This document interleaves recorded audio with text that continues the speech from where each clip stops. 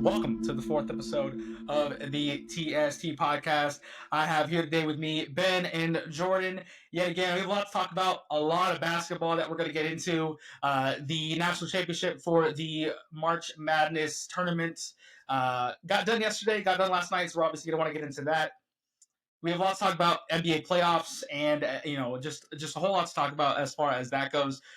So kind of want to kick it over to you, Ben. I know we had the same kind of prediction about Duke obviously taking down Houston in the Final Four. That did not happen. We got a Florida-Houston matchup, which is what I had in my bracket, but I had changed it just because I had seen Duke look so good. But I want to kind of talk to you, kind of see where your head's at and everything as far as that goes, about how the Final Four shaped out, and then that final or in that national championship game, and we'll get on to some more. But yeah, I want to kind of get your thoughts about how the Final Four went, how the national championship game went, and then we'll get more into it. This was by far one of the best tournaments that I've seen all around. Whether that was the championship game, Final Four, even the Sweet 16 matchups, whether that was Duke, Arizona, Florida, Maryland, Purdue, Houston, like they were just all great games. And I think that's thanks to NIL that we got the best teams in the best moments. But to start with that Houston Duke game in the Final Four that happened over this weekend, it was crazy. I remember after the game ended, I was just staring at my TV, just saying wow for like 2 minutes straight. Like I just couldn't believe what had transpired down the stretch there. And it sucks because I know in hindsight, the Houston Florida game was amazing, but I truly think that Duke would have given would have beat Florida if Florida played the exact same way that they did on Monday night yesterday. Just because I don't think Duke would have allowed them to get back into the game, turning over 8-9 times in the first half. Houston not turning it over at all. But you got to give Kelvin Sampson and Houston their credit. They're a tough, gritty team. They get stops. They muck up the game, keep the score low. And Jordan was talking about it last week, how he would take that number one defense over the number one offense, even though Duke had a top 5 defense as well. So got to give him credit there. He called that Houston game. I thought Duke was just going to be overpowered, star power wise, but it's kind of tough to win a game when your 7'2" center gets no rebounds, and your point guard, who had been hitting it lights out throughout the whole tournament from 3, just doesn't show up really at all. In Tyrese Proctor, I saw a stat, he was also 50% from the line during the tournament, which was a bit worrying for me, especially since he's eventually one day going to be an NBA prospect. And so that's something he has to work on. But this game was not on Cooper Flag. I've seen a bunch of people say he choked late and he didn't show up or hit the big shot when it was needed. But he was honestly, other than Con Knipple, the only person to show up during that game. Had like 27 points, was doing it on both ends of the court. And honestly, the kid should still be a senior in high school right now. He should be a freshman next year. He reclassified, so I would kind of lower the expectations on him. Like, he's going to be a generational player. Just give us some time. So those are my thoughts. It was a great game. I know we'll get into the other games later, but I wanted to hear your guys' thoughts on the Houston Duke game. That Houston Duke game was incredible. I just want to start off by saying, man, the prediction I had, almost to a T, right? 3 out of the 4 for the Final Four. And when it came down to Houston and Duke, things were looking a little bleak at first, but I was like, I said this in the podcast last week. I said, I think I'll take a little more composure and a little more experience over the pure talent of Cooper Flag, because nobody's going to deny Cooper Flag is the most talented player in this tournament. And Cooper Flag did make some incredible plays in this game. But when it came down to that 11-1 stretch over the last minute and a half of the game, I couldn't believe it. I don't know if you guys, same way. It was just unbelievably shocking. I mean, I thought maybe within a 5-point game, something could happen in a minute and a half, but not 10 points. I thought that was absolutely incredible resilience by Houston. Their defense showed up, and they were able to capitalize on some fast breaks down the stretch. Yeah, I was doing some research and everything as far as that goes. The last team to win with like an overly freshman team was the 2015 Duke Blue Devils. They were the last team to win. They won with Jahlil Okafor, Tyus Jones, and Justice Winslow. That was their big part of their team was the freshmen. I just don't see it happening anymore. Like we haven't seen it happen in a decade. But on top of that, like that's why I think I even said in the pod, I think Houston matched up so well with Duke because of number one age. Like I said, the age of they had graduate seniors in LJ Cryer and Juwan Roberts. They had a redshirt junior in Sharp. Milos Uzan is a junior. Like they had an older roster that had been there, that had been to Elite Eights, that had been to Sweet 16s. And like I said, you see the kind of the youth and like the young talent obviously take over. Cooper Flag obviously had a great game. He's best player in the nation probably. But you see like the last 2 minutes, you get to see like that these kids are still like they're still so young. And obviously not 21, 22, 23 years old is still young. We understand that. But I'm saying as far as like playing a game, like you can tell it gets too much for them. At least it's what it felt like when we watched that game. And yeah, so I don't know. It was crazy. I was sweating out that game with one of my good buddies. His name's Brandon. We were watching it together. Like the whole game, we were just like, oh, it's just wraps. It's just like Houston doesn't have the offense to go along with this. And yeah, we end up obviously watching the last 2 minutes of the game, and it was the biggest comeback in Final Four history. I think is what it said.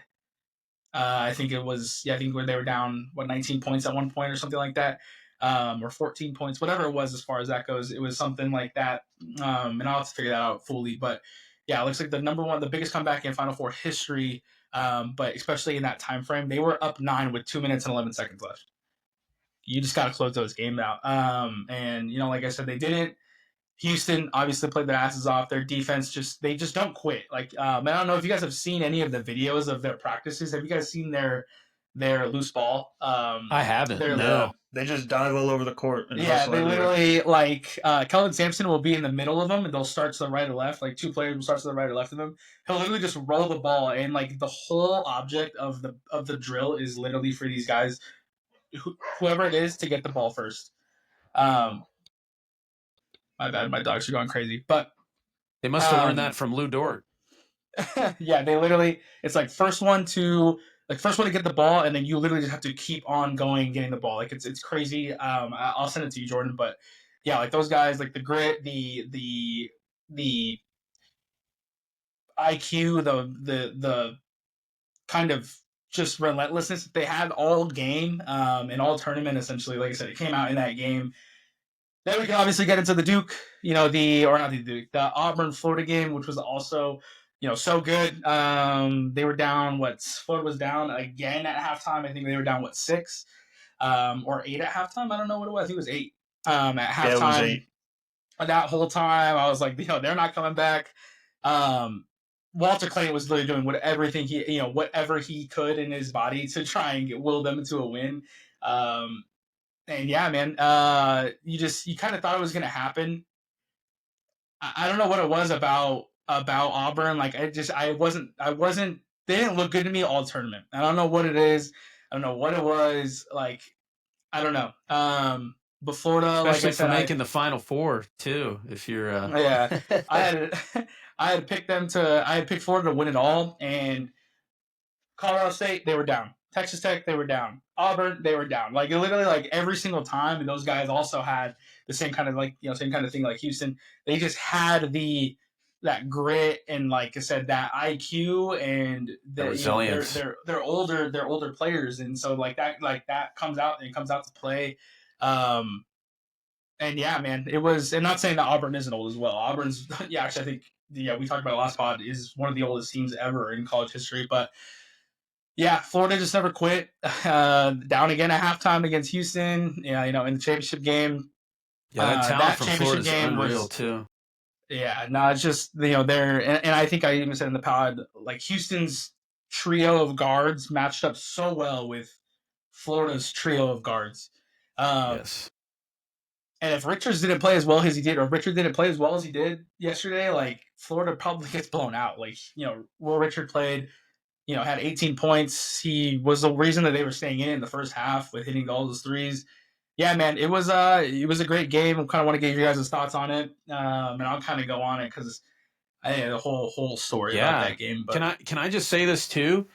Just going off of that, the margin for error in these games, especially in the final four, every play means so much. And you could be up 6, you could be up 8, just like Auburn at the halftime. It doesn't matter if you don't keep the gas on because a lot of these little things, these little turnovers are going to come to bite you in the ass.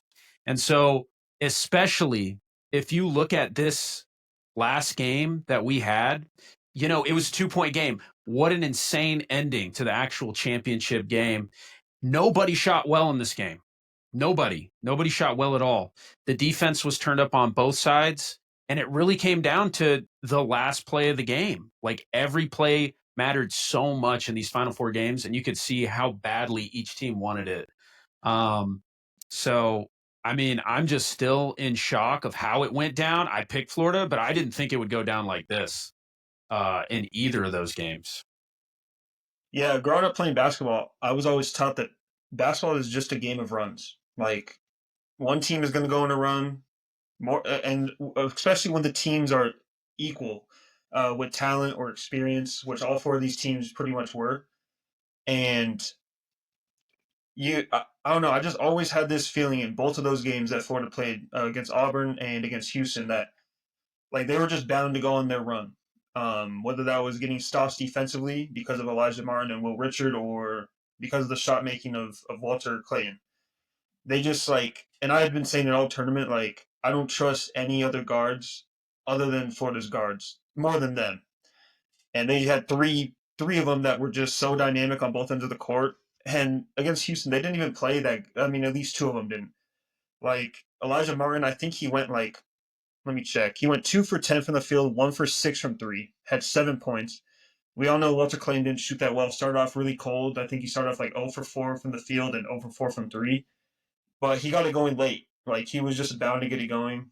That Florida team, the bigs were running early, which I think is what opened it up for guys like Will Richard and Clayton late because Houston was having to sprint back, close the paint.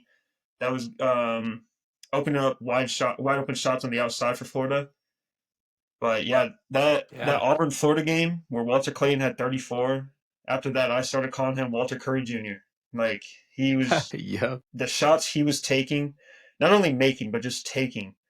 You have to have guts, like to just in those moments trust yourself enough and trust your work enough to where you even just attempt those shots. Yeah. And against Auburn, he was hitting the most wild shots. And Walter he Clayton really, Jr. still looked like Curry against the Rockets in the final game. So I mean, yeah, I know he Curry didn't. We'll get into that later, but I don't know. Walter Clayton, he impressed me more than I think people are kind of giving him credit for in that championship game. Like he knew he was off early, knew he had to lock in on defense, knew he had to pass the ball right and create open shots for his teammates, which he was doing. He had 7 assists in that game. I think he had 5 rebounds as well. So he was still a part of this game in a big way. absolutely, he was still effective. I'm just throwing Yeah, some shots, but I do agree with that. yeah, I know you are. I think it was really smart of Florida's coach Todd Golden to take him out against Houston when he wasn't really looking too great. Sat him down for about 3 4 minutes and just kind of let him calm down, collect himself, get in the right mindset. And that was also when Florida got back in the game after being down 12 at one point. It was like 42-30. They went on that run without Walter Clayton. And not saying that they wouldn't have with him, but I think he just needed to kind of settle into the game, see that he was meant for this stage, and late game he showed up, and that's why Florida's national champions right now. Those guards were just too good. Benny, I don't know if you noticed this, Ray too. Nobody had more than 1 3.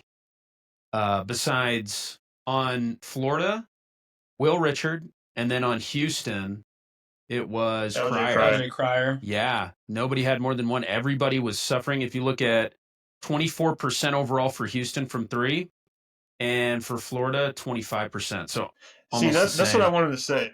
If I would have told you going into this game that Florida shot 25% from three, had 13 turnovers, and Walter Clayton had 11 points, you would think Houston would have absolutely killed them. And that's why I said when I first started talking about Duke maybe getting in this championship game, why I thought Duke would have won this game. Like, I think Duke was well enough defensively, versatile enough to do pretty much the same stuff Houston did, but they would have capitalized on the offensive end. And I knew it was kind of over. I don't want to say I knew because you never know. It's March Madness.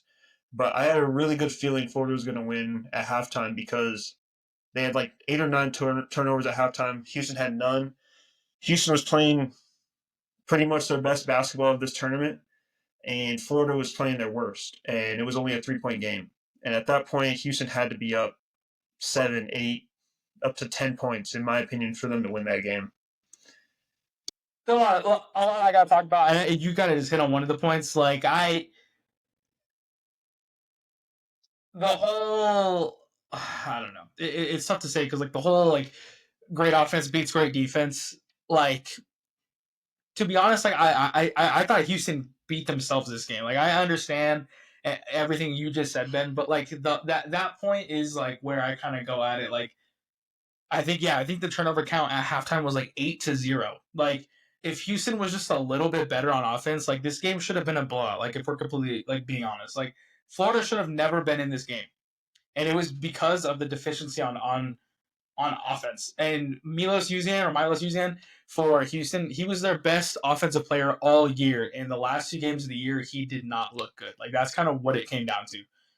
LJ Cryer carried him in the Final Four game, and he had the best game for them in the championship game. Like, but the whole year, Milos Uzan was their leading scorer. He was the guy they went to for go-to buckets, and he played the 2 worst games of his career, or at least of his year, at least at in the biggest spots, which I think is a reason why Florida's was going. I also don't know if you guys saw this. I don't know if you guys saw this. So if you guys look at the box score, there was 26 personal fouls. There was 4 personal fouls at halftime. There was 22 in the second half. I don't know if you guys I don't know if you guys watched the game and like caught up on that or whatever it is.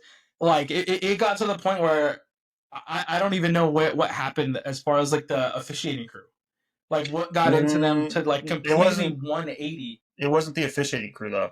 It was Houston literally fouled all fouls. I think they fouled 3 times in a matter of 12 seconds. And you can go back and look at it. They were all fouls. And Houston, I honestly think the main difference between the first half and second half was Florida was like, okay, we're playing our worst basketball. And the only way to compete with this team is to get onto their physicality level. And when both teams are playing at such a high physicality and aggressiveness and attacking downhill, which Florida really wasn't doing in the first half, that is what changed it. Like, I don't think it was like the officiating, in my opinion, did. I don't think it was great, but I went back and watched the game again. I think that was the reason why. Like, Todd Golden definitely told his team, guys, we have to be more physical. Like, or we had to The get officiating as was physical. decent, but they were getting a little more handsy in the second half, so it did reflect just how they were moving around the court. Yeah, I don't know. I just don't get how one half 20 minutes there's 4 fouls combined and there's 22.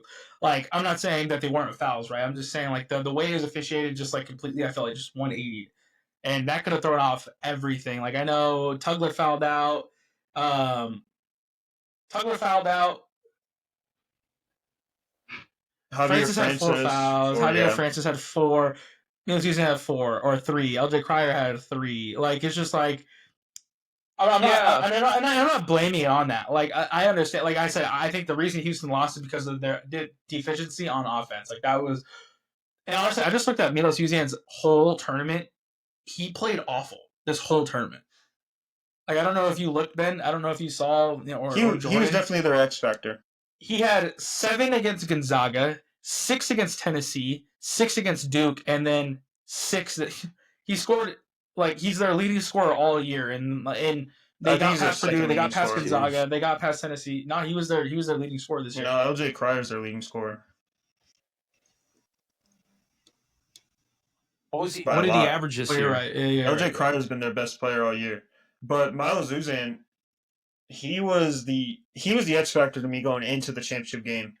And he just really didn't show up. Like in the Big 12 tournament, he was a monster. Like he was the one that led them to that championship game, and really was the one that killed Arizona in that championship game as well. Yeah, yeah. It just seemed like the best players on these teams had, or on Houston, just let them down in this game. Like I said, I mean they shot 34% from the field. Like, and Florida barely shot better at 39%, but Florida just had those guys that just can go get a bucket whenever they needed to. Whether they, like I said, whether they did or not, Walter Clayton Jr. just made more shots, especially that coming down the stretch. He went 4 from the free throw line. He was all around, like I said, defensively, 5 rebounds. He had 7 assists. Defensively, played well. Yeah, man. I don't know. It was a great game. Like to go back on your report, I think I saw a bunch of comments like it was like when Emmanuel Sharp didn't take that shot.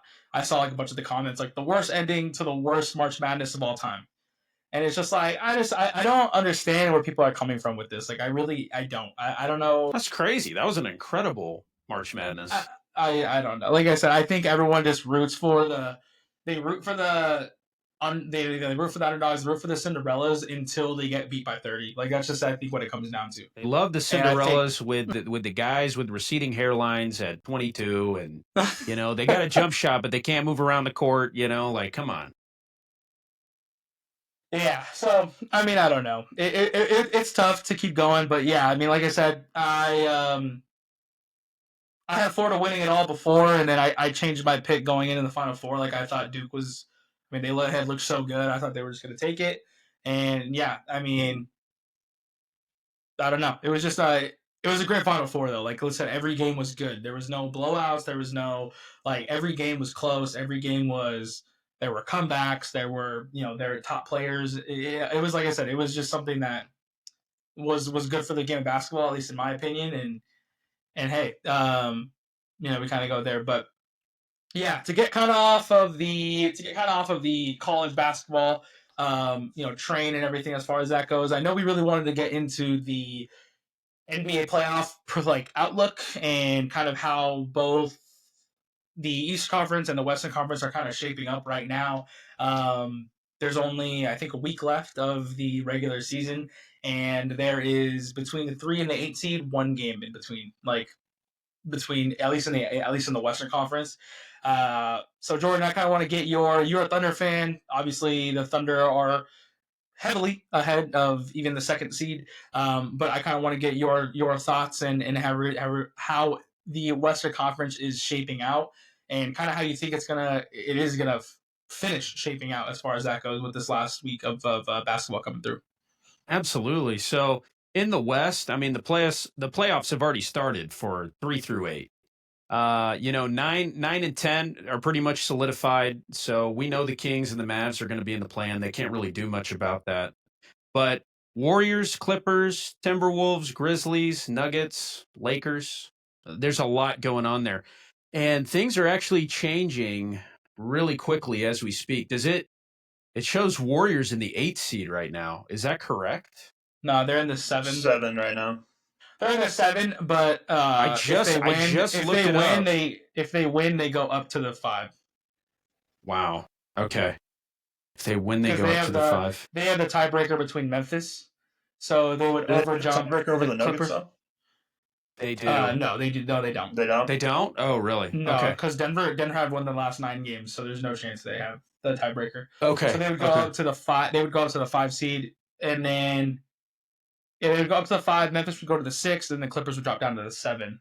Okay, well, let's start with the West. Okay, let's take it as it shows right now. Now on my screen, I looked this up on Google. It's showing Warriors 8, but let's just say Warriors are 7. Okay, we Yeah, I'm got on ESPN right now, Yeah, and this has all ESPN the has the games most updated. recent. Yeah, okay. ESPN has the most updated. So like, because the Timberwolves just lost today. Obviously, you guys beat the Lakers. Um, yeah, so if the Warriors win, the Warriors are gonna be one game back of the Lakers. Okay. Now that 3 And seed is super appealing right now. Lakers want to keep that because then they wouldn't have to see Oklahoma City till the conference Yeah, finals. all they have to do is win 2 of their next 4, and they got one of those 4 games out of the way today, which they lost against the Thunder. I know their next game is against Dallas. Then they play, I think, Golden State and then Portland. So they just have to really beat Dallas and Portland. And they're Yeah, the 3 Dallas seed. and Portland. Yeah, and Dallas doesn't really have anything to play for because they have to play in the play-in no matter what. Unless they're motivated, to, like kind of like the Heat were when Jimmy and the Warriors played in Miami, where they just try and kind of shut him down and not ruin their night, and they ruin his night. Oh, So okay. that's the only thing I could think of because I think this will be Luka's first game back in Dallas. Also, shout out AD, 2015 NBA season. We were supposed to get the 8th seed. AD hits a half-court shot at the buzzer, and that game puts them up above us. We didn't even make the playoffs that year. But anyways, okay, back to the standings. So the West is crazy. Okay, if you go 1 through 8, these are all, in my opinion, conference championship style series. Okay, 1 and 8 would be Oklahoma City versus the Minnesota Timberwolves. Okay, we know they've lost. We know they've lost Cat. Huge X factor there. But Timberwolves kept most of their core. I know they've had a rough season here and there, but they're still a super dangerous team.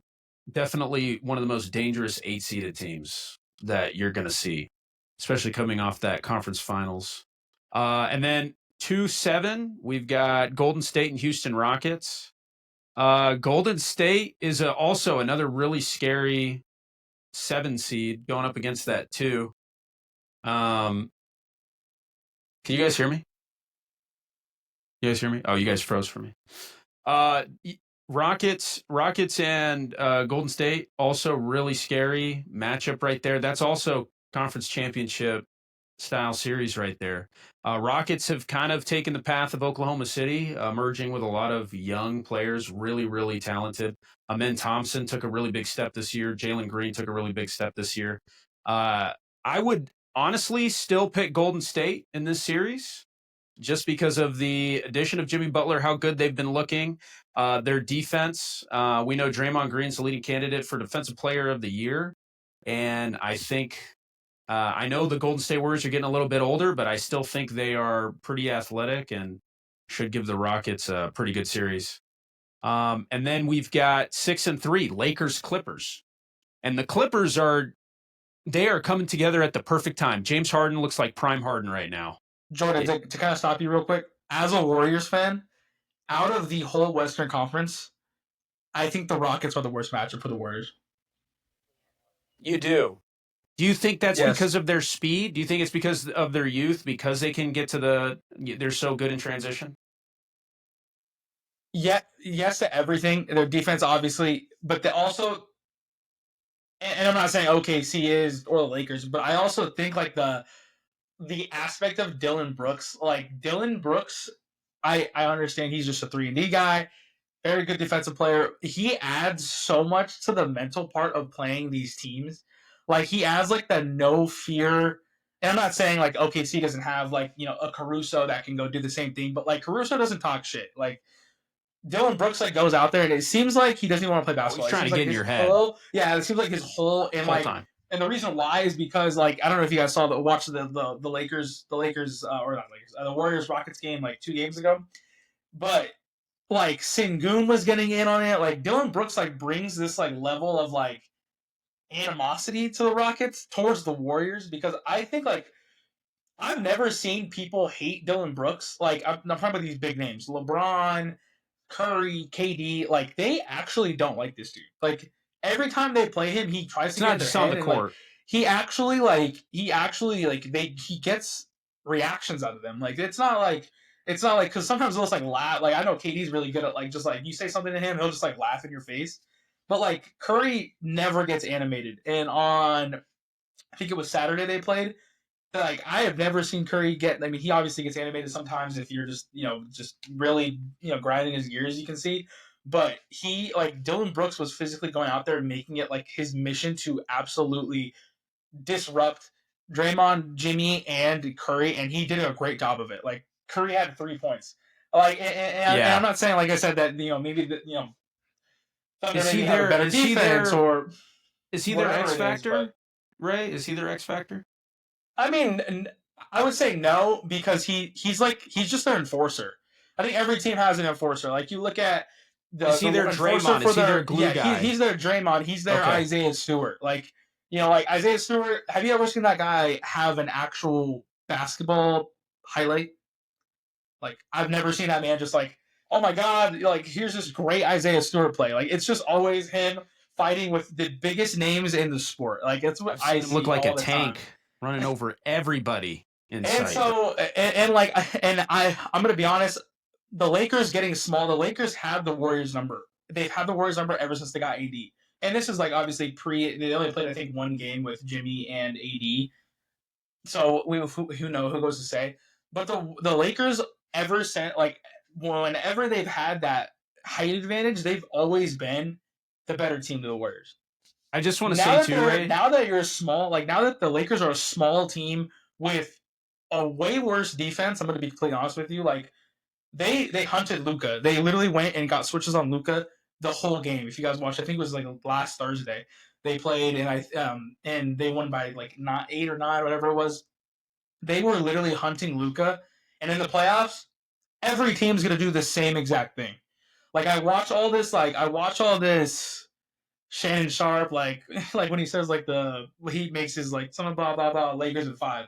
Like I don't think he really knows like Luka is going to get hunted by the best players in the sport, and it's not going to look pretty in the playoffs. Like I'm going to be completely honest with you. So Yeah. and I think they beat I don't know Houston and OKC, but like I don't know for some reason Houston has just been in the Warriors mind. I don't know. Like they've been just playing mind games. I don't know what it is, but Houston matches up so well against Golden State. And I don't. And that is They have suffocating defense. It's the defense. It's the youth. Amen Thompson is unbelievable player.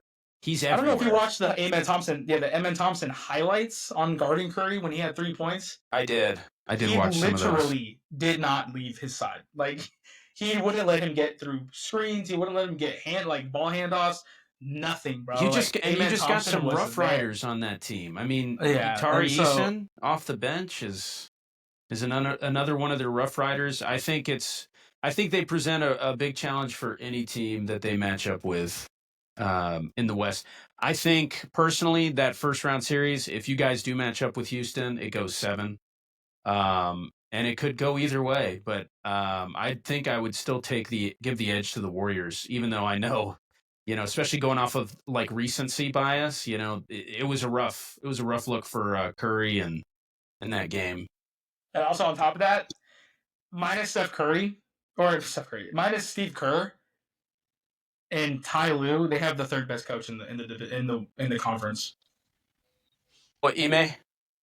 Ime Udoka, bro, is in my opinion one of the top 5 coaches in the league. Like I don't know. He's great. He's a great coach, and I still think if Ime was with that Celtics team, they probably still would have won that championship last year. But yeah, I don't know. But keep yeah. going. Okay. Ben, so, I just wanted to say this too, just quick tangent. Just how dominant the Warriors really have been over the past decade. Up until 2023, just because you mentioned the Lakers, up until 2023, since 2014. So from 2014 to 2023, the Warriors did not lose a matchup in the playoffs to get to any Western Conference team up until 2023 against the Lakers. Just absolutely incredible. Just want to touch on that real quick. But going back to the standings for the last few matchups. So, we got Lakers and Clippers. I wanted to touch on that real quick too. I don't know how you guys feel about Lakers Clippers. but I think that would be an incredible series. Like I was saying before, I think James Harden looks incredible right now. Kawhi Leonard, you guys, if you haven't been paying attention, he's been healthy. He's been averaging at least 20 points a game. He's actually moving well on defense. That team's scary. Norman Powell's healthy, and or not Isaiah Hartenstein. Vita Zubats is looking really good too. He's a great center, and they have a really great starting five, with some decent depth off the bench. So I don't know who you guys would pick. It's kind of hard for me to say, honestly, between the two teams. I think it'll be a real battle of LA. I know we've been waiting for this for years, and we thought it was going to have to do with Paul George and Kawhi, but no, it's going to be Harden and Kawhi, and it's going to be LeBron and Luka if it ends this way. Yeah, if it ends this way, this would be one of the best first rounds I think I've seen in a while, out of either conference. But this kind of just shows how like tough the West is. Like the fact that we're getting the Clippers as the sixth seed, we had the Warriors, Timberwolves, Clippers, and Grizzlies, and the Nuggets all fighting for really anywhere from 4 through the 6. That's what they're fighting for. But two of them are going to be in the play-in, and so.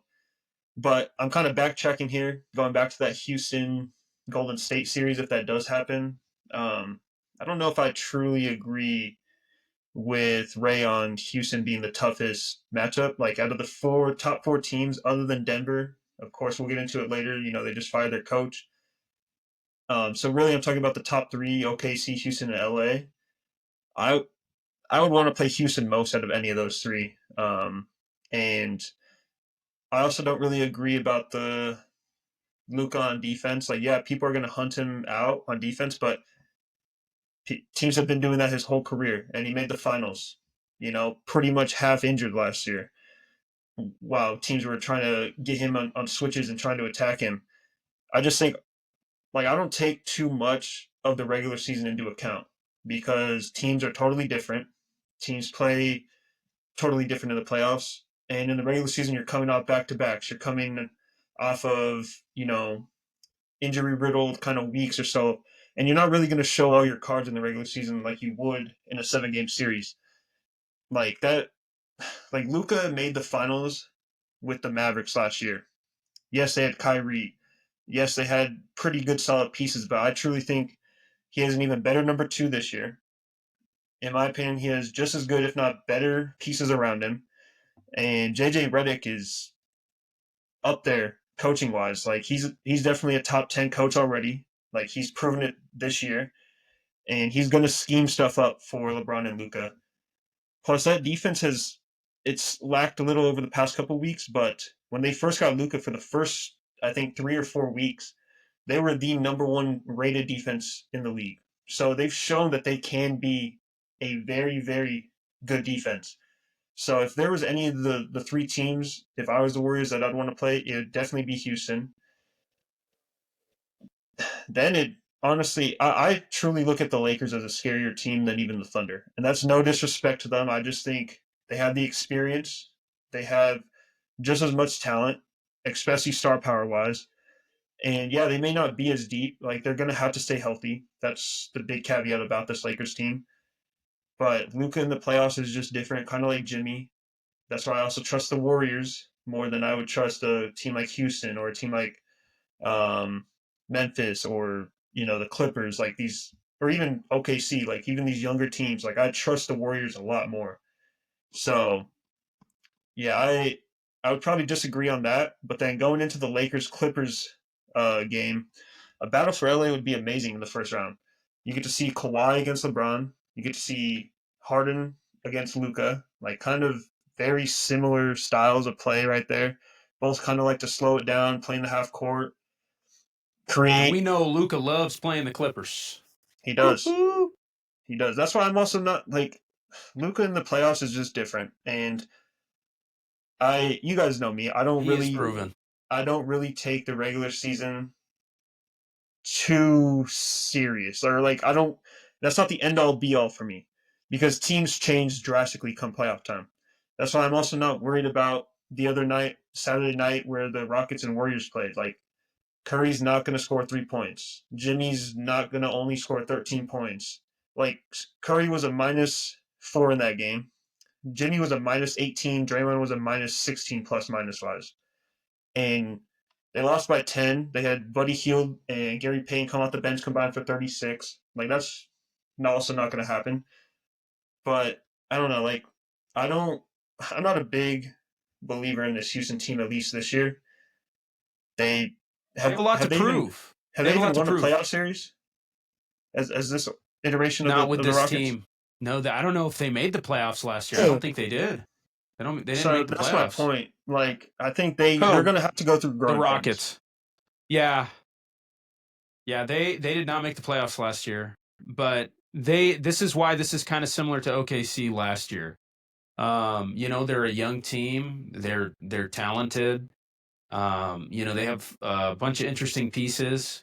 And what Ray was saying earlier about Dylan Brooks, I mean, bro, he's got Sengun acting different too, bro. He's acting like a big baller out there. He's acting like a thug out there. You know what I'm saying? So he's also acting a little different. Do you think this game meant more to the Rockets or the Warriors on Saturday night? Well, 1,000% the Warriors. Yeah. What mean more? The Rockets aren't in a battle for where they get a seed. No. What do you mean? I'm just talking about just the head-to-head matchup. Like the Rockets. I really do think that people do not like these guys. Legitimately go out there trying to like beat the shit out of the Rockets purely based off of Dylan Brooks. Like I'm not even kidding. Like when I say that, like I don't know about that. I mean, you don't have to know about it. It's always seen. Who are the people that are always getting in fights with this guy? It's literally every big name. It's because he tries to. Like he doesn't. He literally went out there. It's literally what he said in the what is it? And he gets ejected every single time when that happens. And they threw $30 million. You can say the same thing about Draymond. Rockets. Like at that point, like you say like all this good stuff about Draymond. Draymond's literally just like a little bit. When have I ever said good stuff about Draymond? I'm talking about like he doesn't have to be a good basketball player, but for him to be a perfect player for the Warriors. Like he's still recovering from that kick in 2016. He's going to win Defensive Player of the Year and takes like is the enforcer. Like you have to have that on your team. Like you do. Like you have to have it. Is Draymond is he set to win Defensive Player of the Year for sure? Yeah, he's like -430 or something like that. Evan Mobley's in second. Yeah, so he's a heavy favorite to win it, and I mean, Vic was gonna do it. Vic was gonna win, but I don't know. Like the stuff you guys see, or like you guys everyone loves blocks and these switches, and he's so like lengthy because he's so tall. Like he can block any shot. What Draymond does defensively, like nobody has better defensive IQ than Draymond Green in the league, and I'll stand on that. I don't like Draymond as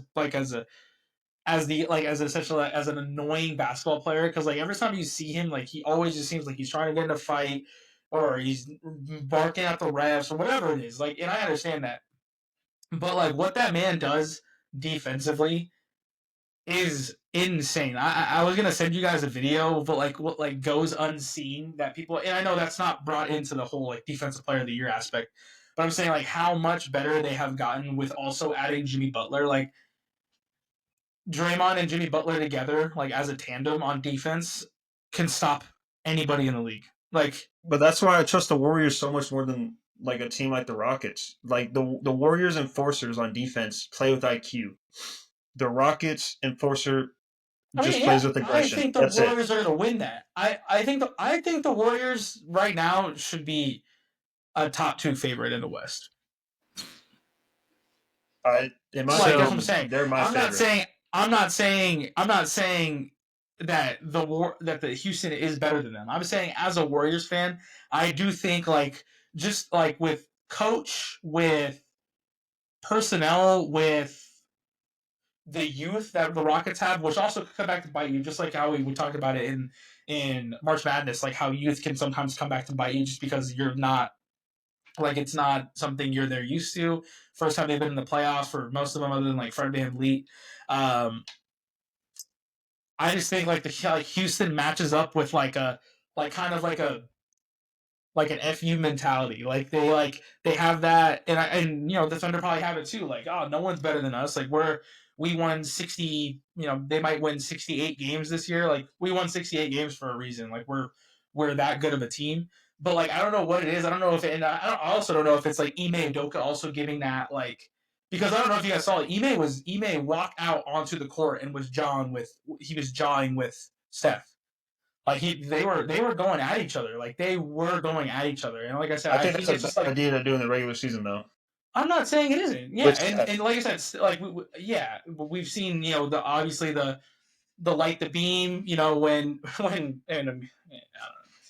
You see it all like you see like these people obviously give Steph Curry and LeBron and KD like a reason like hey like to just go beat the shit out of the team, and I understand that, but 100%. like I'm just saying like I just out of all of it, and I do think that like Sengun Draymond like matchup is very big. Like I do think that I'm gonna be honest, Draymond is Chet is no match for Draymond, and you guys can disagree with me. I know you guys are both Chet guys. I know you're a Thunder fan, but like I don't even think that's a matchup. To be honest, that's why I think like Well, yeah, you're Sengun is. comparing it with Şengün. I think Şengün's far and away better than Chet. That's what I'm saying. But I'm saying like it's just like it match ups and like if Draymond Green or not Draymond, if Jalen Green can have a great series, Amen Thompson is like I said defensively insane. He's probably I think he should win most improved player. That's For just who? me. Sengun? No, Amen Thompson. Wait, man. Well, So so you have Dylan Brooks, 3-and-D guy. You got Fred VanVleet, who has like the championship pedigree, won a championship in 2019. Like they just have the pieces, and I know, like I said, it's a lot of youth. I'm just saying, like at least in my opinion, I think that Houston matches up well. I'm gonna be honest, I don't think the Lakers match up well with the Warriors, bro, because the Warriors don't do well against big teams. Like if you have a like if that's why they have never really played well against Denver. Never played well against Denver. They never played well against the Lakers with AD. Like Bogut or not Bogut. I keep saying Bogut. Zubac for the like they're 0 I think they're 0-4 or 1-4 against the Clippers this season. Like they just don't match up well with bigs, which is why I don't think that the Lakers are.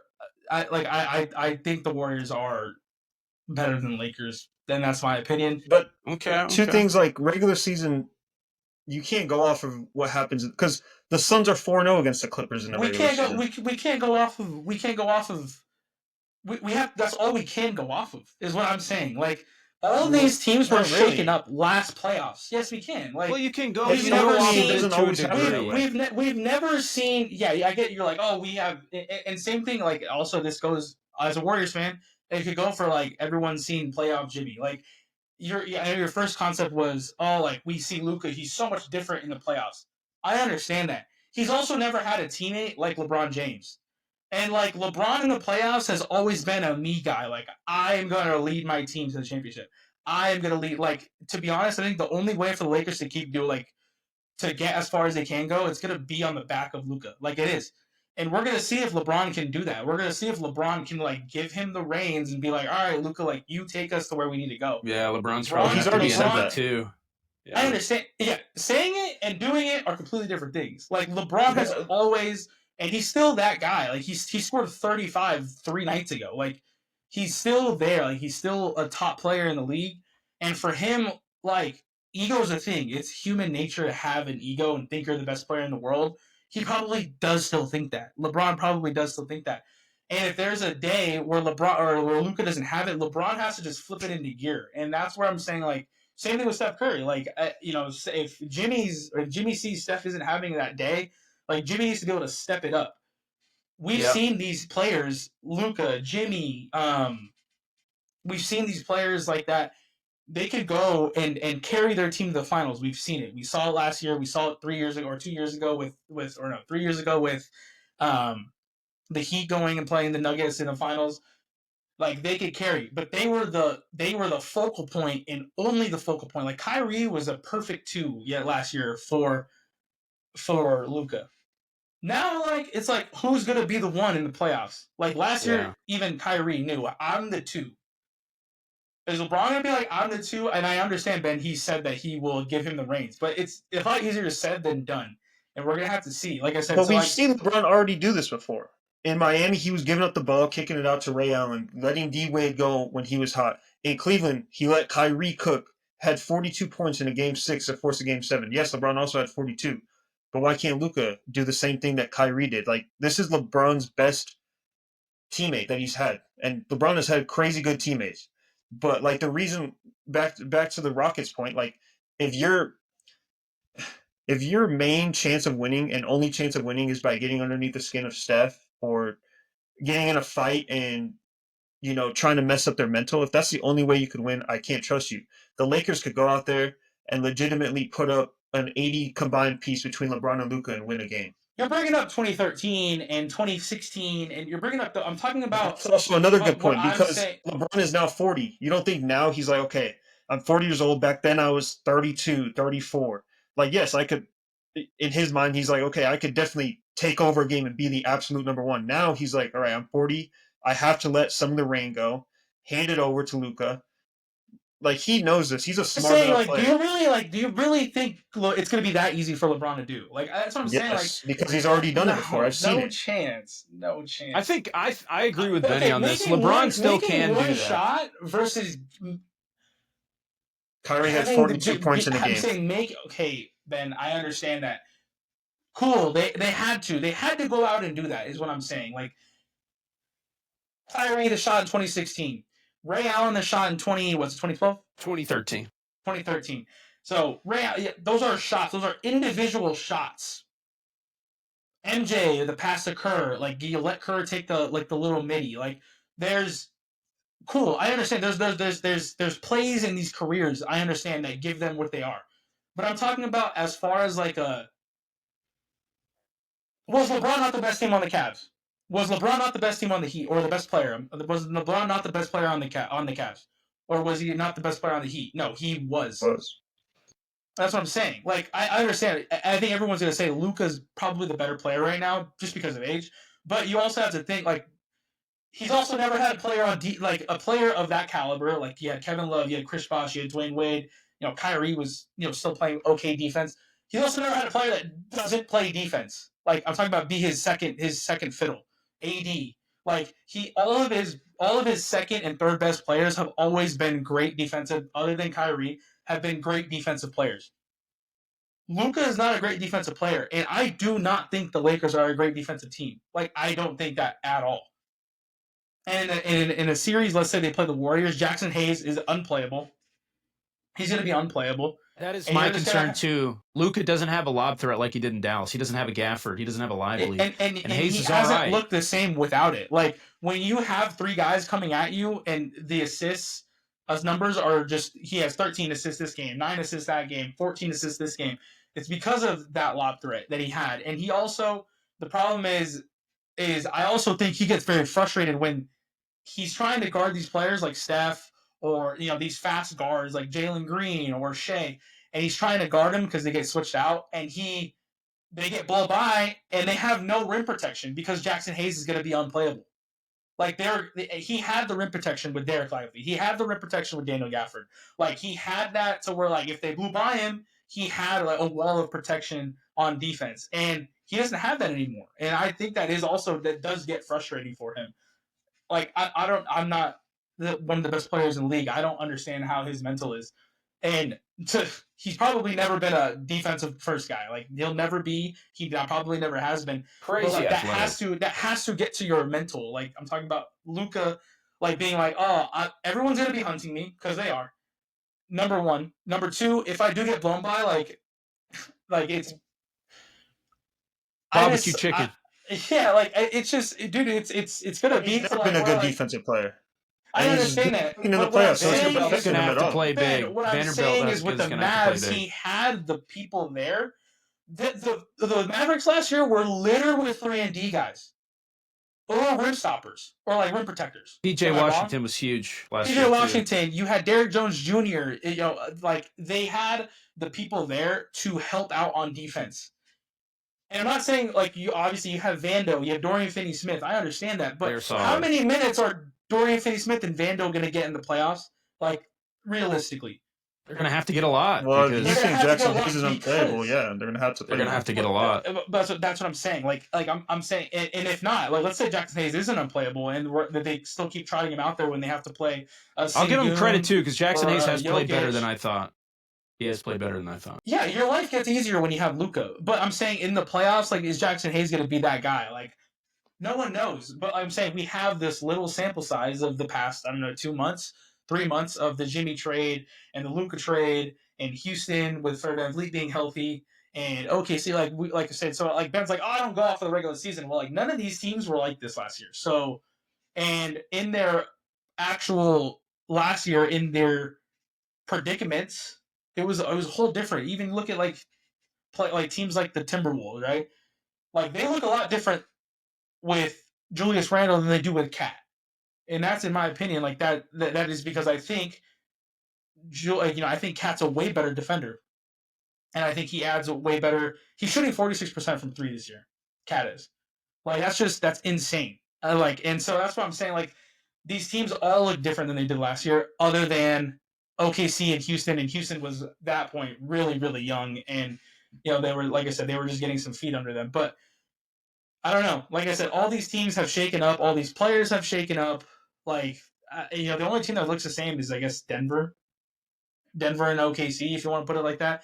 And even Denver looks a little bit different because of how they're with Russ. And we can get into the Mike Malone firing and everything. But yeah, this just it's been wild. But like to say that like these players did it on their old teams, like this is not the same as that was, and that's my opinion. I don't know. Okay. Well, let me point this out too because I think this is pretty interesting. Look at Dallas, right? If you look at their point differential, obviously they have a negative record. It's a negative 0.9.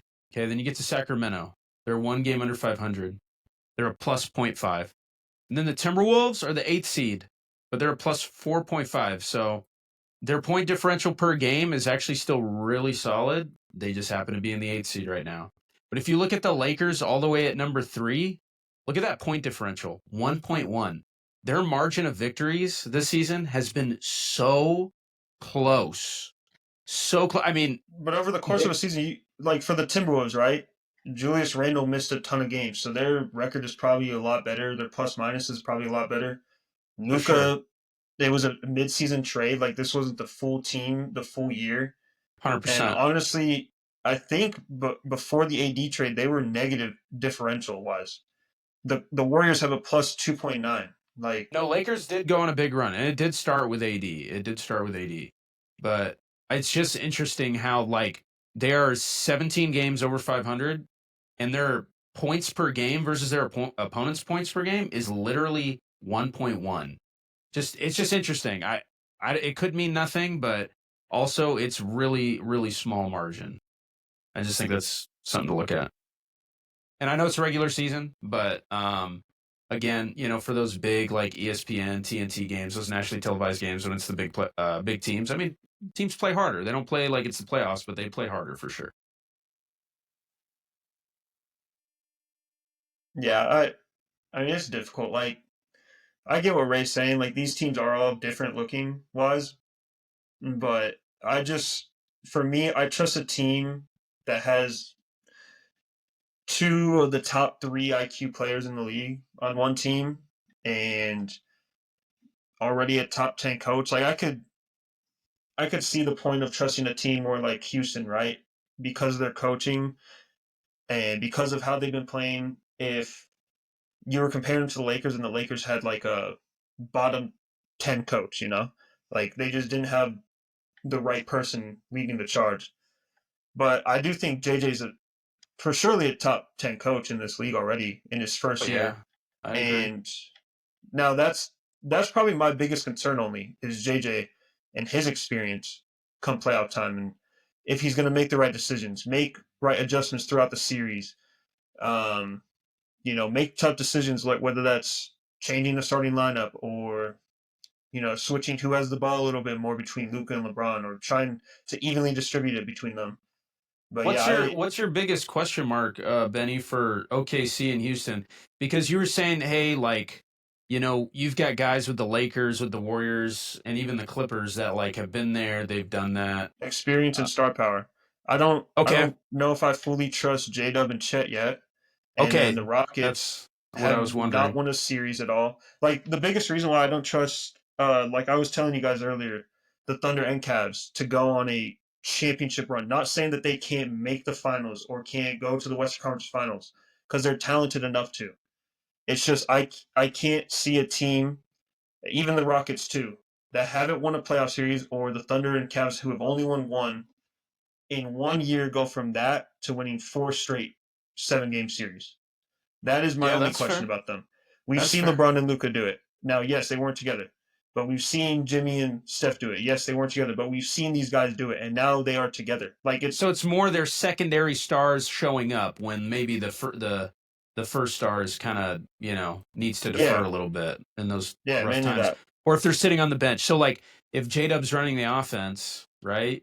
He's got to be the guy. They've got to have they got to go positive out there, or at let's least he's got let's to help let's maintain the let's course. flip it, Jordan. What makes you so, other than record? What Huh? makes you so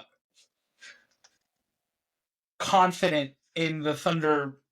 Because you literally said, and you might have been joking, but it didn't sound like Talk you were to me. joking. Yeah, You were yeah. saying like, Sometimes I "Oh, am. So, if we play the Warriors, it's that game, it probably goes 5. Like, might go, yeah, actually, yeah. I think it goes 4. Like, I'm just saying, like, what makes you like that team has zero experience in the playoffs other than Alex Caruso, and Alex Caruso.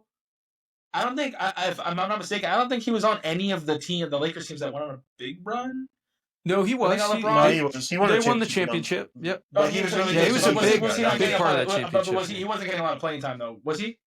Just like in I think certain like moments 20 defensively. minutes, 20 minutes a Okay. game. Yeah, So like it he's was the still only decent. one with pedigree, I guess you could say championship pedigree, Right. on that team. Like, what makes you so confident? Like the Well, coach does not have a lot there's of a couple things. I love Mark Dagnall. I think he's an incredible coach. I will even go as far as to say he's the best coach in Thunder history because he makes adjustments on the fly so well. And he's shown that all season long this year, last year, and even when we went 40 and 42 the year before that, when it was still like, we were on the come up. And I'd say the biggest like difference between him, Billy Donovan, Scott Brooks is that he knows how to make those adjustments. And another thing is we've never had a team this deep. And players that complement each other so well. I like this big three fit wise. You can go off talent all you want with Harden, Westbrook, and KD, but all three of those guys really like the ball in their hands. And J Dub doesn't have to have the ball in his hands, but he's really good with it. Shea also, as ball dominant as he is, he doesn't need the ball in his hands to be effective. And same goes for Chet. Chet can handle the ball with the best of anyone at 7'1", and he can run out in transition, and his length, his defense is unbelievable. The pickups of Hartenstein and Caruso are absolutely huge. I think the biggest X factors for us in this series really is going to come down to J Dub and when Shea needs to take a rest. Chet has only played like in the high 20s this season, and he still looked really, really good. So if you look at the fact that Chet hasn't even played so much this season, we're having a generational defensive season, and our point differential is one of the highest in NBA history, up there with the 95-96 Bulls, the 16-17 Warriors. I get the argument about playoff experience, and in my opinion, even though we won one series last year, just one, we still had a great competitive Dallas Mavericks series that came down to one last call for a foul that could have easily not been called a foul. It was a late call. But, that's what the playoffs are, man. I mean, it was a very competitive series, and I was really proud of our guys for really good conference semifinals. But this year just feels different with those pickups. It feels like they had like two really solid series. J-Dub has taken huge leaps this year, and he was an all-star this year. So, I mean, it's a perfect recipe for a great playoff run. Although the experience could bite them a little bit, but they are built for a good playoff run. I see this team at least going to the conference finals, and I could be wrong. Like I will admit I could be wrong, but I just don't think that Golden State could keep up with us for a 7-game series. We are just so deadly when it comes to passing lanes and getting points in transition. I've seen it all year long. Like we're blowing teams out consistently. And I think the biggest argument against the Thunder is probably what are they going to do in crunch time? What are they going to do in a close game? Because in the playoffs, there's going to be some big close games. We didn't really have a lot of close games this season. I would say that's the biggest red flag for this team because they don't have those like nail biters like that. I've seen my team blow out teams by 20 plus game after game after game all season. So I would say also to I'll like concede that because I know you said like the depth was a big thing, but like honestly, two of the four, two of these three players are going to lose minutes, all of their minutes. To be honest, Isaiah Joe, Aaron Wiggins, or Jalen Williams. Jalen Williams will lose minutes, and he's been okay with that role. All minutes. Like I don't think he's going to be. I don't think he's going to come in. Is what I'm saying. Like, Aaron Wiggins is too vital for us. He will come off the bench. I don't see you guys going. I don't see you guys going 9 deep in the playoffs. It's like I really don't. We might change things. This team has really. I understand. I understand that's the norm. I do get that. I'm actually excited to see what Mark decides to do. Because if you look at last year's playoffs, we did go 9 deep. A lot of the playoffs last year against the Pelicans, and I think honestly against the Mavericks, he was really just like trying to figure something out against that Luka, because Luka is just able to get so many lobs up to Lively and Gafford, so that was really our Achilles heel in that series. But I think that it's good, especially in the first round. I know you can't do too much because it's still going to be a really competitive first round series. We're not playing like the Jazz in the first round or anything, So we're going to be playing a good team no matter what. But I think it's. I don't see us playing less than 8 guys because, I see us at 8 because of our depth. Because of those guys that can do it. There, because you can't not play Case and Wallace. You can't not play Caruso. And Case and Wallace is, in my opinion, I think he's your 6th man. Case and Wallace is incredible. I mean, you could give it to him or Wiggins. Like Wiggins is also incredible. It's hard to say. I think a lot of it might be matchups too. How do we need 2 bigs? Like you said it yourself. The Warriors against bigs makes it. It's rough. Like if you have to see Hartenstein and Chet, you guys are in for a really long series, but maybe even short.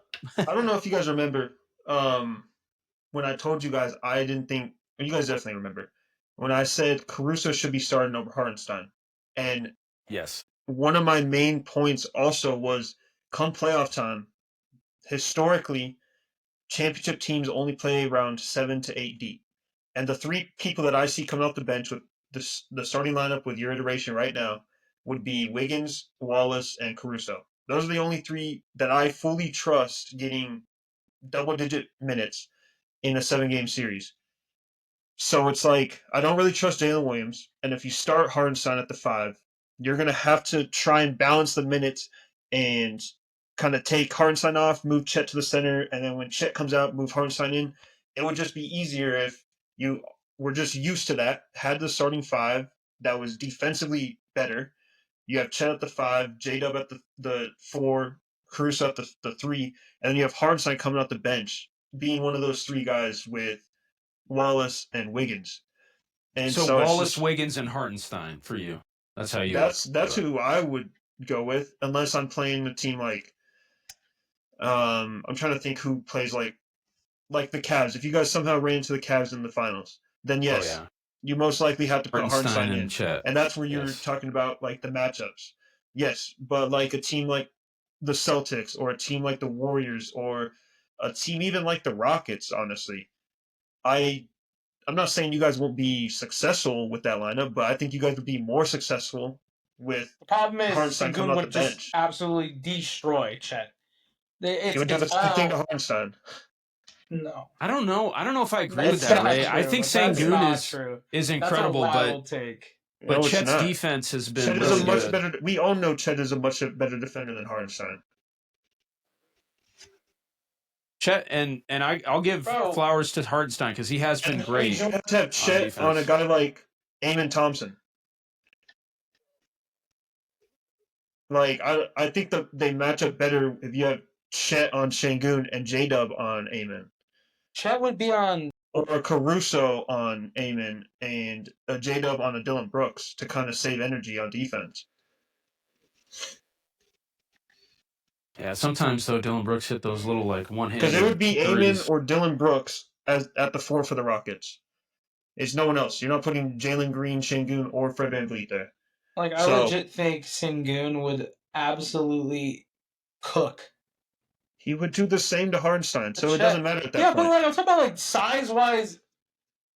Like, no, that's just not true. I don't know. I really think Chet is going to give Şengün a hard time. I just checked. Chet weighs 208. Şengün weighs 251, bro. That's not even in the same, like... let's see true. how much... But Chet's length, bro. He's beginning to get length is much different. He will back you down. He doesn't need... What does he need length for? He's just going to back him down. Like, at that point... He backs him down. He puts up that shot. Still getting swatted. Yeah. And it's not like... That's just not happening. It's a 17-year-old Chet. Hartenstein's this is 250, still grown so they're man. identical at that point. And I'm not saying, obviously, yes, good defense always, or good offense always beats good defense. But I'm saying, like, you cannot tell me that Chet is a better matchup against Şengün than Hartenstein is. But offensively, there's nothing in my with Chet at the 5.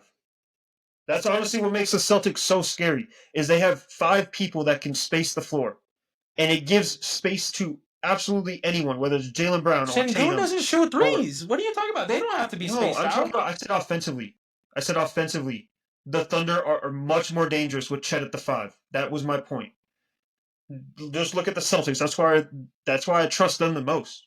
The Celtics are the most dangerous team in the league because you cannot help. And if you do, you're leaving one shooter open at least. I don't know if you paid attention to the Mavericks series like too much last year against the Thunder. It was a great series, but one of the biggest problems because of how big they were, dude, they kept getting so many second chance opportunities on rebounds. And like that's the lineup we had to have. We had to have J-Dub and Chet at the 5. And like if we had Hartenstein last year, we would have been able to clean that up. You know what I mean? So they were able to adjust and they were able to put 2 big guys in there. So I guess it really just depends what they throw at us. You know, that's really what it's going to come down to. But I do agree that starting 5 is very deadly. But I think Chet and Hartenstein at the 4 and 5 can also be deadly in the right circumstance. So, yeah, I wasn't saying that they couldn't be deadly. I just truly believe in teams more when you could space the court offensively with all 5. Like, because you won't be able to double Shea, and if you do, you get to pass it to a wide open Caruso or a wide open J-Dub in the corner or Chet in a pick and pop. Like, it just creates so many more problems, and it forces Şengün to actually play more defense on, or a guy like Jackson Hayes or whoever that big is. They pull him out away from the basket, so now there's no rim protector. I'm not saying Şengün is a rim protector, but still, not having a 7-footer down there, even just affecting the shot in any way, is huge for a guy like Shea or J-Dub. Yeah. Well, we'll see. I mean, if they meet, it'll have to be in the conference finals. So we'll see what happens there. But last of the conference, because we didn't really get a touch on it, is the 4 and the 5 is Denver and Memphis. What do you guys think about that matchup, especially with the firing of Mike Malone? I think this is horrible timing. I don't know if the owner cares for the success of his team. I don't see how this gives their team a jolt. I don't get that at all. So today the owner came out and said that they went over this and thought about it a lot, and he said that they thought this was the best decision to help them win a championship now. So I don't know if I agree with that. Also, I don't know, Ben, if you saw this as well. It was also that Calvin Booth was reportedly dismayed that Michael Malone continued to play Russell Westbrook over Jalen Pickett. Wait, what was that again? Calvin Booth? Onto something. Calvin Booth was reportedly dismayed that Michael Malone continued to play or Mike Malone continue to play Russell Westbrook over Jalen Pickett? I mean, And there's something that also came out at The Athletic that Jokic had reportedly been frustrated with the Nuggets' defensive performance this season, which I think is also a little pathetic because he's probably one of the worst defenders in the league. But love the guy to death. I think he's the best offense. Like I literally think he's the best player in the league. But that's his only hole. That's the only hole in his game. Defensively, like if you look at when bigs have their best games and you look at who they're playing against, it's usually against the Nuggets. Like I'm just gonna be completely honest with you. Yeah. I think this has got to be one of the weirdest seasons of all time. Yeah, Taylor Jenkins getting fired a week ago, 2 weeks ago? Yeah, I think it was last week. That was crazy. We won't talk about our last pod, but yeah, obviously got too much into it. But yeah, like it is the dumbest thing for me to fire someone a week before. I don't even care. Like at that point, then just like because you're not winning the NBA championship with an interim coach. It's not happening. You're not. You're honest with you. No one in the world will ever win the national or the NBA championship with an interim coach. So why not just like see how far you go with Mike Malone and then just fire him after? Or what if he just takes you to an NBA championship? Like there's only good that comes out of keeping him on. Like this makes no sense to me. The only thing I can think of is that Jokic wanted him gone. That's the only plausible Yeah. And I still don't believe that. I don't believe that. I feel like that's his guy. I feel like that's I feel like Mike is his guy. There's no if you think about it, there's nothing good that comes out of firing your coach a week before. As of right now, you're the 4 seed. A week before, you maybe get the 3 or the 7, whatever it is, right? But there's just nothing that comes out of it that is good. You fire him unless they want an excuse. Like that's the only thing I could think of is that they want an excuse for let's say they lose in the first round, right? Like that's the only thing I could think of. Like this is the coach that won you a championship 2 seasons ago. Yeah. Like he's had one other run at the playoffs. I think it's so disrespectful. I think it's so disrespectful. Yeah, when I got that notification, man, I actually couldn't believe it. Like it was just that's gotta be one of the most pathetic things I've ever seen. And the problem I got sentiled, honestly. Honestly, I mean, people probably did. Like, it's got to be, like I said, it's got to be one of the worst decisions I've ever seen. I don't know, and it's unprofessional. It's disrespectful to a championship coach, and it's a fire the GM makes also no sense to me. I know what did the GM do wrong? They didn't like each other. The GM and the coach did not like each other. So one of them got fired. Why fire both of them? Yeah. If they didn't like each other, then they get rid of the GM and keep Mike Malone, or vice versa. Get rid of Mike Malone and keep the GM. Like, what is the reasoning for the ownership being like, all right, we're just going to clean house right before we're a 4 seed in the playoffs? Like, it just makes no sense to me. They also started off so bad this season. Like, I don't think that people understand that. Like, they have been getting, and I know they kind of went on a little slide. I know we wanted to talk about that too, but for most of the year after the first, 20 games or 15 games, they look like one of the best teams in the league. And because Jamal Murray got his stuff, he got going back again. I know Aaron Gordon and Michael Porter Jr., well, mostly Aaron Gordon, was in and out of the lineup with a lot of family stuff, and then also some injuries and everything. Some injuries. As far as that goes, but I don't know, man. It's just they sat their guys. They sat their guys recently. 2 games ago, they just sat all their starters. So how are we gonna this slide is partially due to sitting their players. No Jamal Murray. Jamal's been out this whole time. Yeah. So what is the reasoning? You're not there. It feels like to me the GM's not seeing the bigger picture, and he's literally just looking at this like, I want wins. No wins for us. Say GM fire coach because they not fired. GM. Sorry, the owner. I meant the owner. They said the GM's thinking this way because he's gone too. No, I meant the owner. Yeah, I think the owner's just like, why are we losing? I just don't think he knows. I don't think he understands. I really don't think he understands. This whole season is gone with Nico for the Mavs GM, with the firing of Taylor Jenkins. Like I said, there has to be a lot of underlying issues that we're just not seeing with all of this stuff. Like I'm talking about, there has to be something wrong. Like one of the GM's reasonings too was saying because there's no way. Jokic had to do too much. So the owner said, "Oh, Jokic is doing too much, and we're still not winning games." Well, yeah, you're still missing two starters in these games. Of course, like Jokic has to make up for that. And I know their bench isn't super deep. I know they don't have, guys like KCP and Bruce Brown anymore, but you gotta make do. You gotta make do with what you have and start developing some of your younger guys, which I think is why they didn't like Mike Malone. He loves his vets. He always plays his vets. Yeah, no, yeah, he loves his vets because there was a rumor that came out and said that he was really only getting on the role guys, the role players, and kind of not getting on Jamal or Jokic and stuff like that. And like, even if that's the case, like, they're still, what's their record right now? 47 and 32. Yeah. So it's like they still have a good record.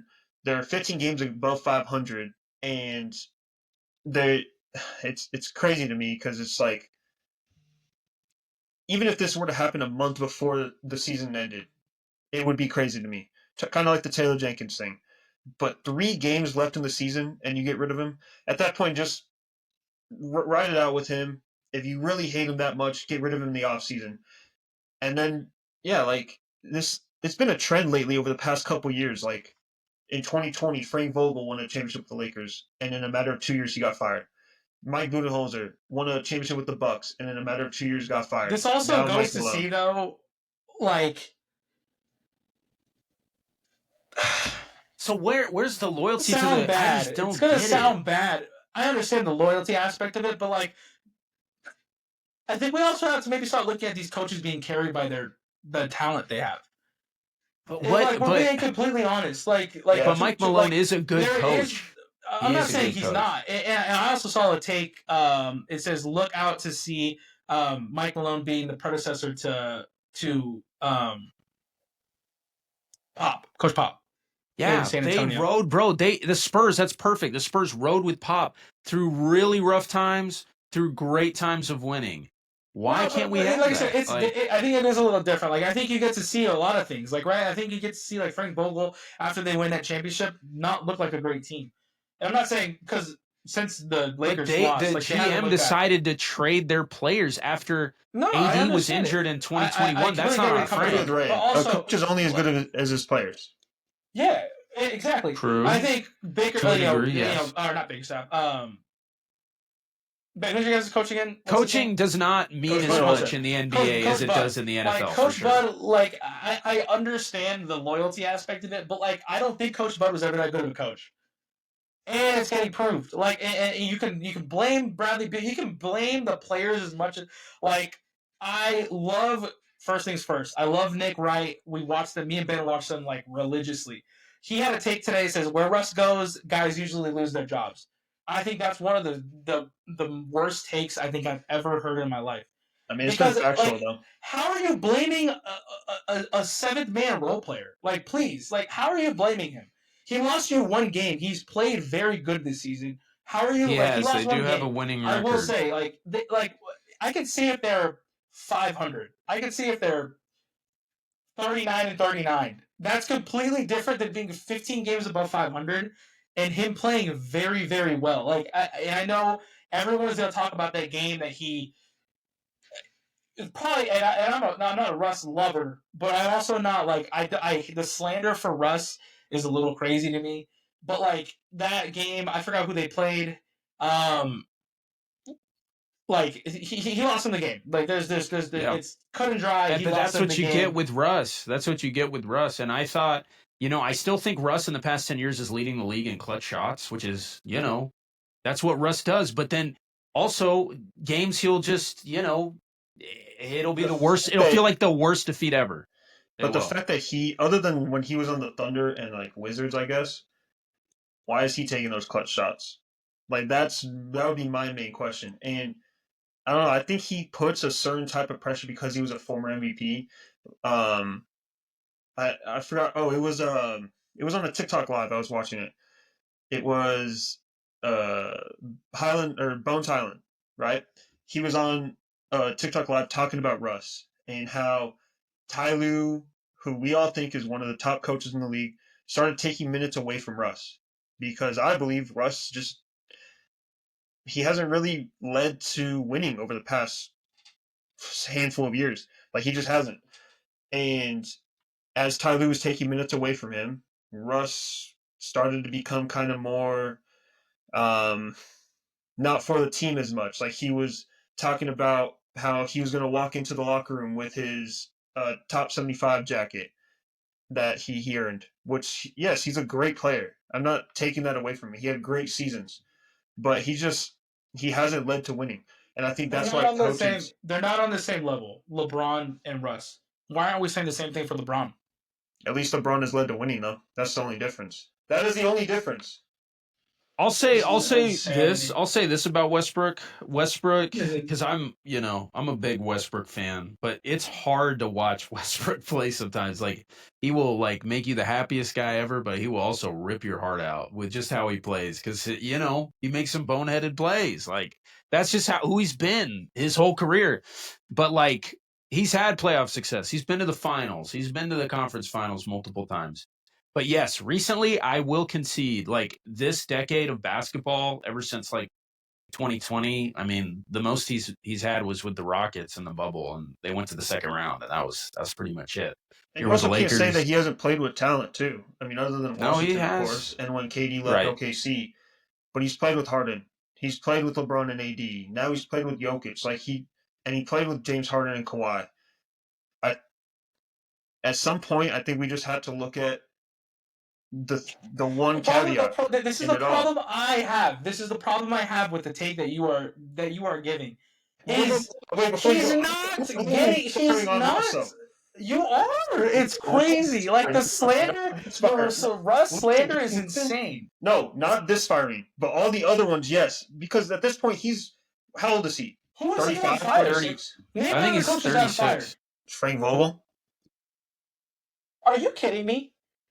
What are you talking? What are you talking about? Stop it. Okay.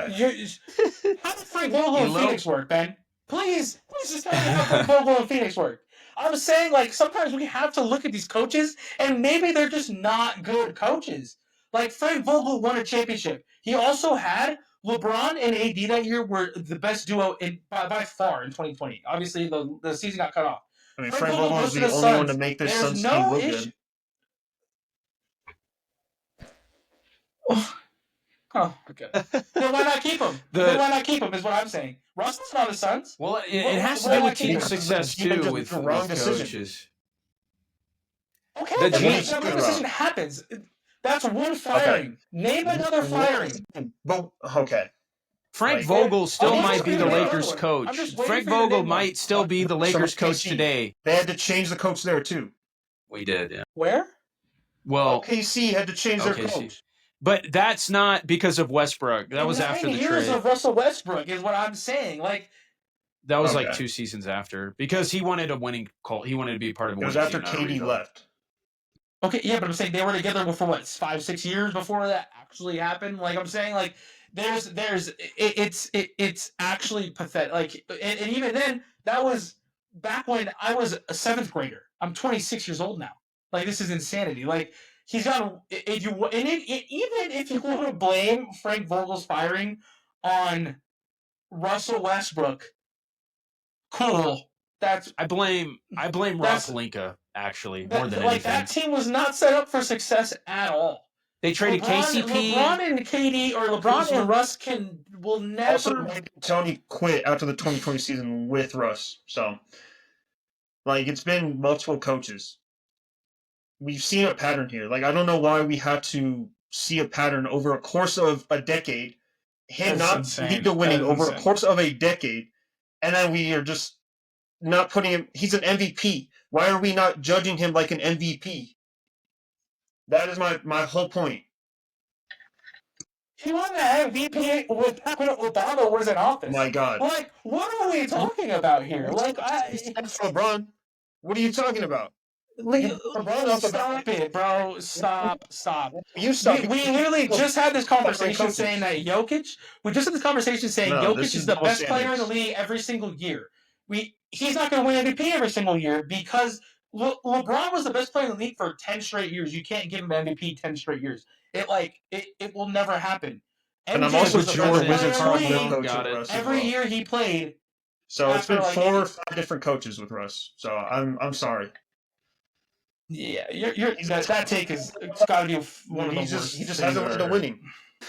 This is an I just awful gave you take. 4 coaches. You go, give me 1, and I give you 4. And now it's I'll not give enough. you Benny. I'll give you 2. Realistically, I'll give you Frank Vogel. I'll give you Frank Vogel. I'll give you, and like even Mike Malone, Frank kind Vogel. What are you of. talking about? Now you're going to give him to me. Like, what? I'll give you Frank I'm Vogel, saying, but like the Mike because Malone thing, makes I how are don't we no know. gonna sense. make the Frank Vogel firing when on the third best player on the team is what he was considered? Make that make sense. That would be like Coach Bud, and let's say who he fired, but firing him because of Bradley Beal. That's the That exact makes same thing. sense. That's literally what's probably going to It's a happen this factor. year. You literally just proved the point. That is literally all the GM. Nobody, I don't think anybody on the Suns wanted Bradley Beal, but James Jones made the trade. But that is the reality James of Jones the and Matt NBA. Ishbia. Yeah, No, that is the reality of the NBA. If Bradley Beal plays good, let's just say Bradley Beal's averaging just 18 points a game, and we're not. What are we? 6, 7 games below 500. Let's just say Bradley Beal has a good season this year, and we are a top 5 seed. You think Coach Bud is getting fired? let's start firing coaches because of Evan Mobley, because of Drew Holiday, because of Draymond Green, because of Amen Thompson. Let's just name every third player and then let's fire the coaches because their third player is not playing, because not leading into a championship. Let's do that. I think we should do that. Mobley playing good. What are you talking about? Amen Thompson playing good. Draymond Green having good. He's not like he's not his prime. What are you talking about? We're firing Mike Malone because of It is the a reality of the 36-year-old role NBA. player. Like I'm just saying, like it doesn't make sense, bro. Like none of it makes sense. I don't like Russ. And I literally just told you I'm not blaming Russ for this one because of his age. At this point of his career, he's done. He's not like, even if he was like, Yeah, he was cooked on the Lakers. oh, what? That was a year removed from the Rockets, and the Rockets were supposed to be title contenders with him and Harden. Like, what are you talking about? They did have a great season with the Rock. I'm saying like he went to that. Okay, you go and you give this dude who's always had the ball in his hands. You tell him to be who's always the best player, or maybe not. Yeah, obviously Harden was the best player. He always had the ball in his hands. Always was the guy that had 1A, 1B, and obviously James Harden's better. I understand that. You go and then you tell him to literally just go pretty much turn into a spot up shooter, which is what he was on the Lakers. Like, get out of here if you think that's on. If you think that's So on he can only Russ. play basketball with the ball in his hands. That's what you're saying. That's what I just heard. He can only play basketball with the ball in his hands, and you think he's the best player in the league. Like, it doesn't make sense. If you have the most he's led a team to the finals. Russ has never. He was led by KD, and then once KD left, he hasn't gone out. You talk about KD needing Curry, which I'm not going to dispute, but Russ has needed KD his whole career, and whenever he's not with KD, he can't even get past the second round. You also have to know the fact that he's literally a 6'2" point guard that literally does everything on the court. Like, no, yeah, I think he is. He is a point guard. You're literally gonna tell someone. The ball. He does. You're assists. He does rebound. Like he does James Harden and be like, all right, James. Yeah. Go sit in the corner, James. Let's see how well you play now. Like, it just doesn't make sense. Some people they need the ball in their hands. Yes, that's a fact. Well, that's the thing is LeBron ran that offense, so he has he did. He literally did, and it did. It's a bad fit. LeBron is a better player. Getting Russ on that team made no sense, and Frank Vogel couldn't make it work because it was never going to work. Give him Phil Jackson. Well, I wouldn't say LeBron's a better player couldn't than make Westbrook, it work. But Mike D'Antoni, Mike Malone couldn't make it work. Like, like, whoa, we're gonna talk about that. I just had to see the reaction. It just makes no sense to me at this point. No, I'm not delusional. Like, it's okay. like it's like you're only saying because of everything that has ever worked out. Like, it's always Russ's fault. No, it's just not true. Also, James Harden and Russ, that doesn't make sense. It doesn't make sense. I don't know how more crystal clear. It seems it doesn't make sense unless he's the only player on the court. Because the only places he's had success is OKC and Washington. That is it. Non-ball dominant scorers. I'll give Houston. He's a perfect player with Russ, bro. Like, it meshed so well. James Harden has the most usage out of anyone in the league. He's in the league. There's not a lot of them. I understand that, Benjamin. I'm not saying that they need a KD. Though. It is difficult to build around Russ and play him unless you have a KD. That is my point. And I'm not saying he's a trash player. He's a top 10 point guard all time. You're naming. That's what I'm saying. Like, there's only a certain amount of people that like can make sense in these situations. Like it And Ben, you got to understand, those playoff runs wouldn't have everything happened too without Westbrook. Westbrook needed KD, but KD needed Westbrook. They were a duo. Like, they needed each other. They were both like, they were Batman and Nightwing. So they were both, top tier But you players. can't say the same thing for Harden. You can't say the same thing for LeBron. You can't say the same thing for Jokic. Harden hasn't won shit. Harden almost beat the best team ever, and almost went to the finals. Like, come on. And I'm a Yeah, KD fan, and his team shot over 27 in the last game. I'm saying, like, all right, then cool. CP3, that sucked. I understand that, cool, but he hasn't done shit on the Clippers.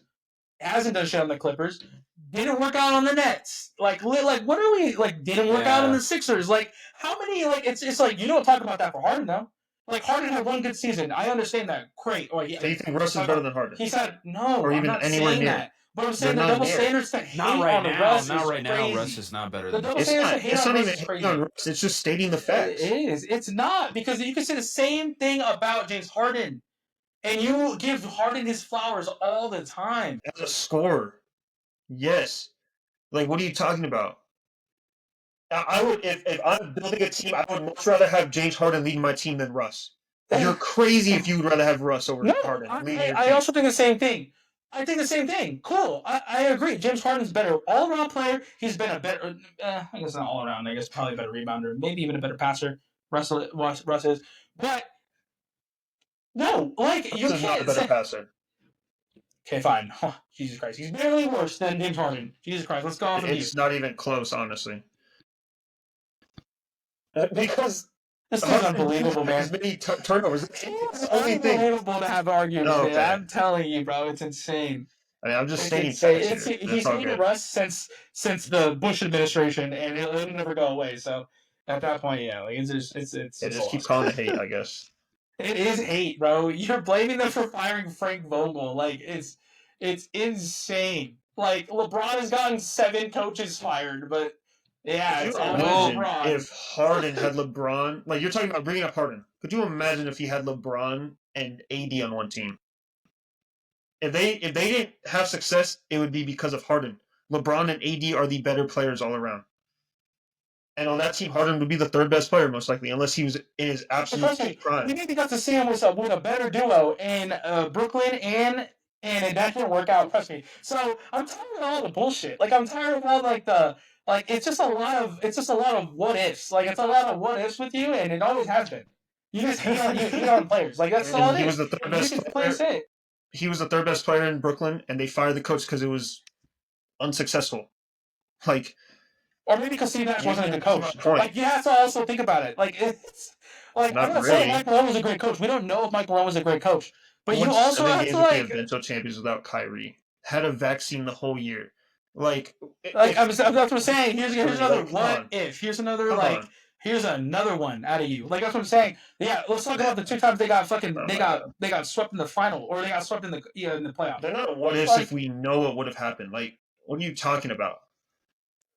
You're right. Yeah, my bad. KD has 3 chips. My bad. I forgot about that. Like, it's so dumb. You have to take so dumb. You have to take the outside factors into account. Like, we all know if Kyrie doesn't have to get a vaccine, and yes, it's an if. It is. I can't not say that, but no one is beating that Nets team fully healthy. Nobody. It wouldn't even be close, because the Bucks were the eventual champions, and they barely beat them because KD's toe was too big without Kyrie. And with an injured James Harden. Like, why do we have to, like, not have common sense? Like, common sense just really isn't that common anymore, I guess. Okay, yeah, all right. If Draymond doesn't get ejected in the 2016 finals, and Curry has another one. No, it didn't happen. It happened. Like, it literally happened, Ben, is what I'm saying. Like, it happened. It did. I don't know why. I literally don't know why. It's just like it's a whole bunch of what ifs. Like, it's all it is. It happened. I get what you're saying, Benny. I get what you're saying. If because he never left OKC and teamed up with Curry, he wouldn't have a ring. That's an if, but I don't know. It happened. Yes, I get what you're saying, though, Benny, because including you, always say That Nets He team needs was Curry to good. win the ring. They were So contenders. it pretty They much were means contenders. if he didn't leave OKC, since he left Curry, like, or since he like, am I you're wrong? making my point. You literally just said pretty much if he No, doesn't that's leave facts. OKC and join Steph Curry, he doesn't have Yeah. a ring. He might not so have a ring. He might not. But we got to see it happen. He might. He might not. Yes, that's what I'm saying. He might or might not, but That's we the saw point. it happen. Is what I'm saying. Standards, though. That's the No, it's only thing. not. No, it's Okay, not. No, it's not. Jordan. Because he's a size 17 versus a size 16 foot is what you're blaming it off of. Like, no, he's a size 17 foot. He left And Russell Kyrie getting hurt. Westbrook. And Carter getting hurt. And He also wanted to go team up with who you considered the NBA's version of Aaron Rodgers. And you hate Aaron Rodgers. You always have. You always talk shit about Aaron Rodgers. Yet you called Kyrie the NBA's Aaron Rodgers, and I think I probably still have the text. You called like that was after Brooklyn. He figured out, and he was like, I'm going to leave probably one of the greatest teammates of all time, and Steph Curry, to go team up with the Aaron Rodgers of the NBA. Like, that's also in a decision making. Like after Brooklyn, who wouldn't say that? That's the decision making. He went to go team up with Kyrie, and it didn't work. That is not a what if. That is it happened. He went to Brooklyn. He had Kyrie. He had James Harden. They had issues with her injuries or vaccines or whatever it was, and it happened. It happened. We got to see it. Like, it's the past. It happened. But saying like, oh, if he had a smaller foot, like, well, no, he has the same size foot that he did when he took the shot. Like, it's insane. All right, I think we're going on a tangent here for a while. It just doesn't make any sense. I got you. Listen, I hear valid arguments on both sides here, guys. So I mean, I guess next week we can touch on more in the East, and we'll be able to really talk about the playing games, because I think those are happening. Let me see. I think in a week, actually. So we'll be able to have a better picture of what's going on in the playing games. We'll be able to talk about the East. Anything you guys want to touch on before we wrap up? We're just going to see how the rest of the season plays out. Sunday, I think, is the last day of the NBA regular season, and then we'll obviously know the playoff bracket, playing games, and everything as far as that goes. But we appreciate you guys for tuning in. You guys got to see the uncut TST and everything as far as that goes. But we appreciate you guys for listening, and then we will see you guys next week in the 5th episode.